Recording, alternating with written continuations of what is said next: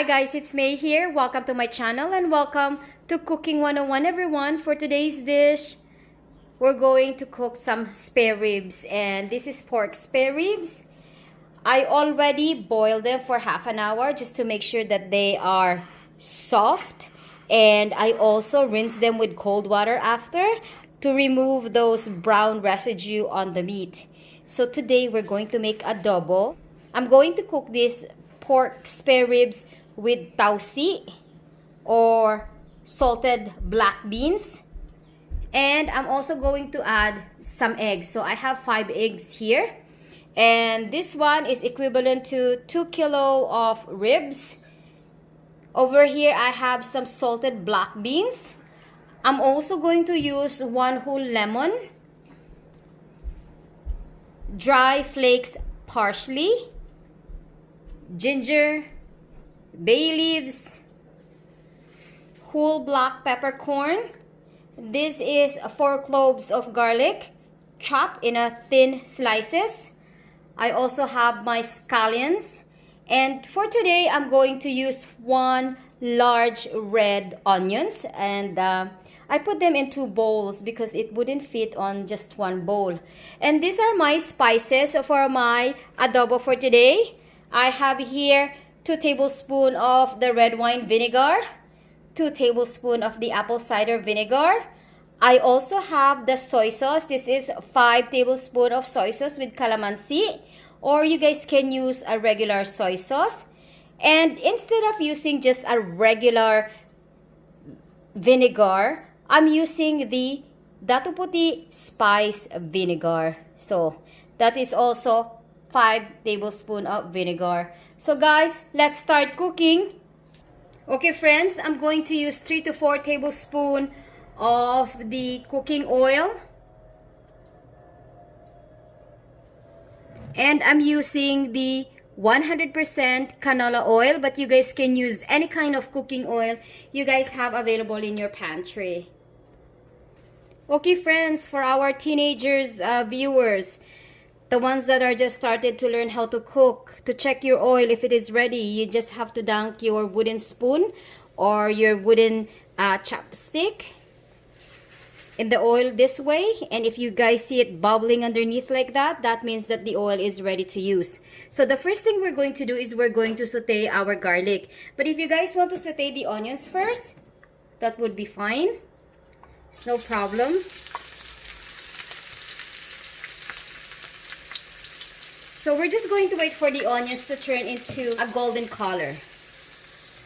Next, we're going to saute the onions.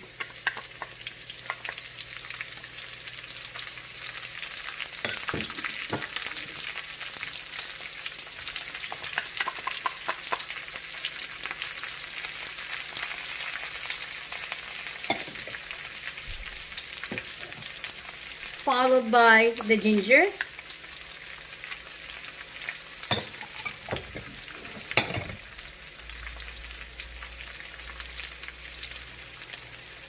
Let's mix.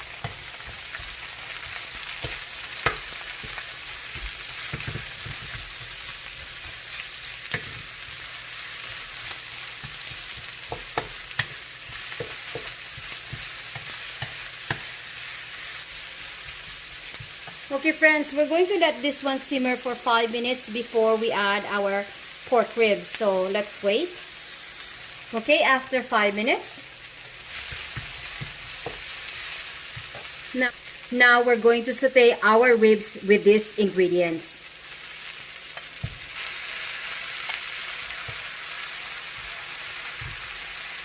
Friends, if you guys are cooking adobo, the onions, garlic, and ginger are the first main ingredients of making adobo.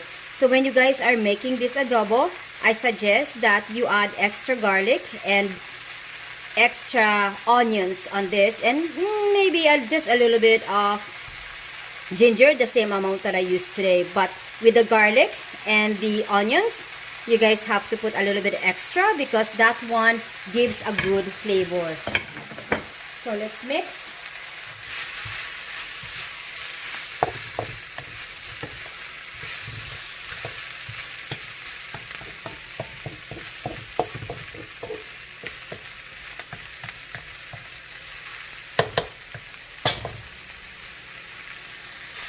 sorry friends, I forgot to mention, we're going to add half a cup of water. If you want your adobo to have a little bit of sauce that you can put on your rice, then add half a cup of water. But if you want your adobo dry, then don't add anything. But for myself, I want my adobo with a little bit of sauce because the sauce is always good to mix with the rice.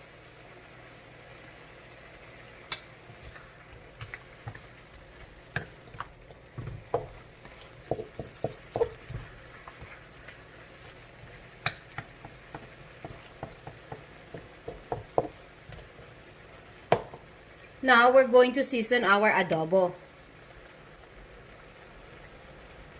Whole black peppercorn,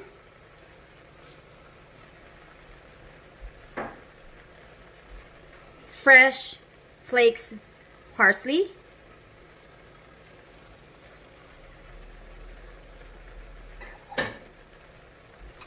couple of bay leaves, scallions.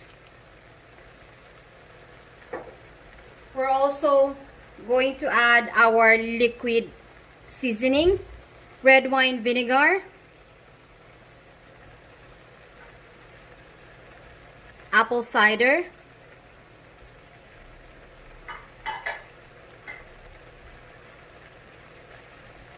our toyo mansi or soy sauce. And let's give this one a good mix. Smells good, you guys.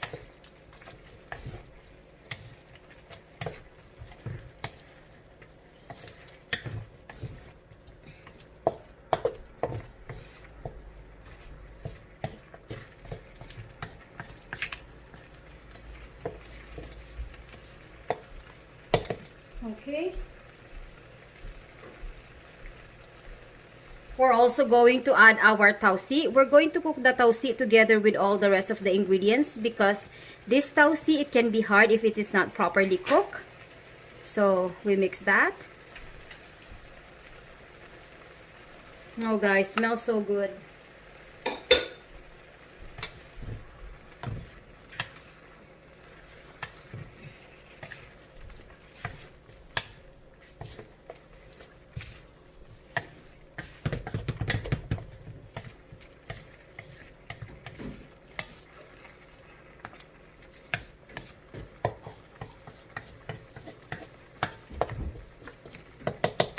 Okay, now we're going to add our lemon as well. So I'm going to use two whole lemon.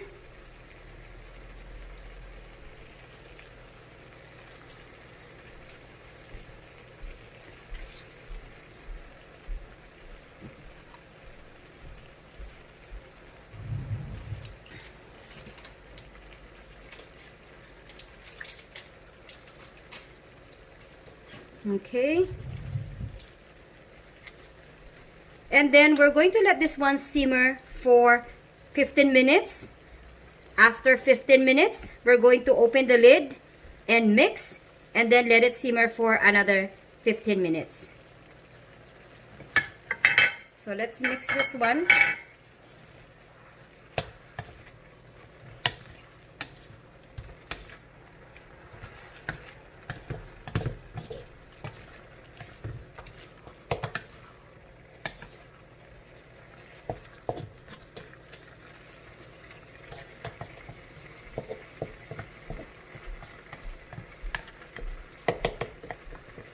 Okay, let's cover them up. Okay. And then we wait. Okay, friends, the next thing we're going to do, and this is the last part, is we're going to put the vinegar. The reason why I don't put the vinegar while we're cooking all the ingredients is because I don't want the vinegar to overpower the taste of our dish. So I'm going to put the vinegar when the dish is already done. So that's what we're going to do. And I use the seasoned vinegar, and we're also going to add our eggs.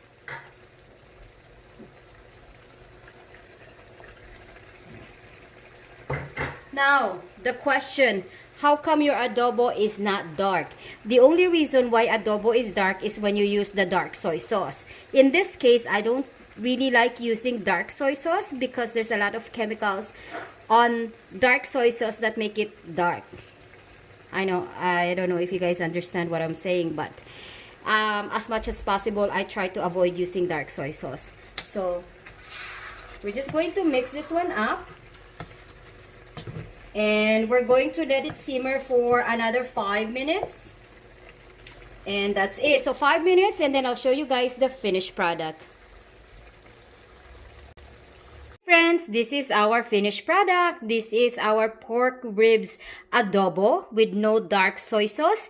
And of course with TAUSI and EGGS.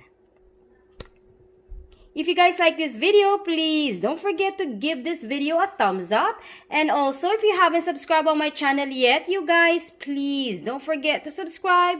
Thank you guys for watching. Have a blessed day, everyone, wherever you are in the world. And may the good Lord bless us all. Thank you guys again for watching. I hope you guys like this recipe.